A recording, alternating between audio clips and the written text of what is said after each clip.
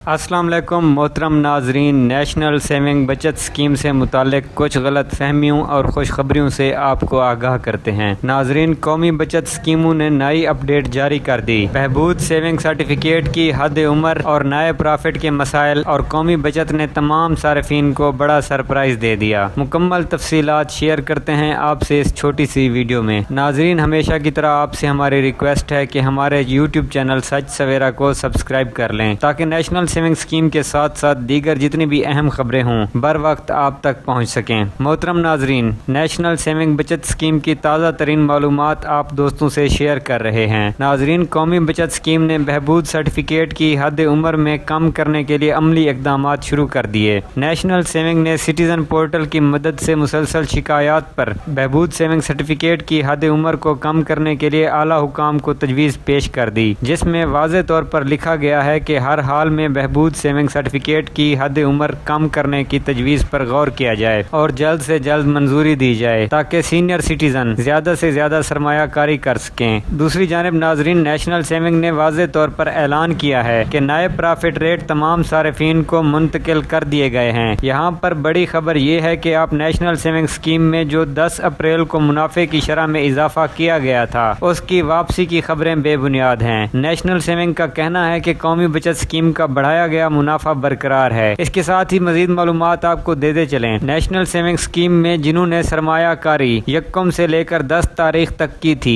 उन तमाम सार्फिन को मुनाफा मिल गया है और नेशनल सेविंग स्कीम में जिन्होंने सरमायाकारी 10 तारीख के बाद की थी उनका मुनाफा अगले माह उनके अकाउंट में पहुंच जाएगा। तो नाजरीन, ये है नेशनल सेविंग स्कीम के हवाले से सामने आने वाली ताज़ा तरीन मालूमात जो हमने आपसे शेयर कर दी।